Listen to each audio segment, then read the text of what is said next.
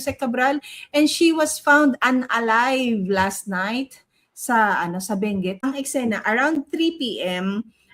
Nagpaiwan siya dun sa Buwed Bewood bridge Buwet, oo nga, paano banggitin nyo? Basta sa Benguet, no? Sa sa isang tulay Benguet. doon. Sa At isang ang tulay kasama doon. niya, nung bago siya namayapa, ay yung kanyang driver na ang pangalan, si Cardo Hernandez. Yes, oo. So, nagpaiwan siya. However, nung balikan siya around 5 o'clock, hindi ho siya ma-contact at makita nung driver until 7 p.m. na hindi pa kumokontak si Madam sa kanyang piloto, nagdesisyon na ho si piloto niya na kumontak ng mga pulis about this. But yun nga, at nakita siya doon sa cliff. Pang-based doon sa napanood kong interview sa driver kay Cardo Hernandez. Bago niya iniwan doon, nauna na silang dumating doon.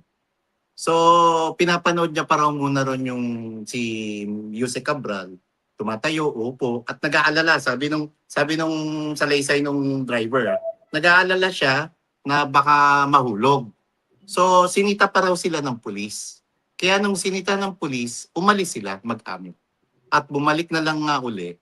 At dahil nga nung alam na kasita-sita, dahil bawal pumarada ron, kasi tulay nga naman yun, nagdesisyon daw yung driver na iwan niya yung amo niya. What if may nag-uudyok sa'yo na, ano na lang, kami nang bahala sa mga maiiwan mo, mawala ka na lang sa paningin namin. No? Kasi isa siya sa pakakasuhan dapat talaga eh. Tama. And may invitation sa kanya yung ICI, hindi niya pinuntahan. May invitation sa kanya yung ICI. Bakit namayani kung ano man yung bumubulong sa kanya at kung sino man yung bumubulong sa kanya na mawala ka na lang literally sa paningin namin? Or Alam mo else, bakit, Pam? ganun ba? Alam mo bakit? Ano tingin ko rito?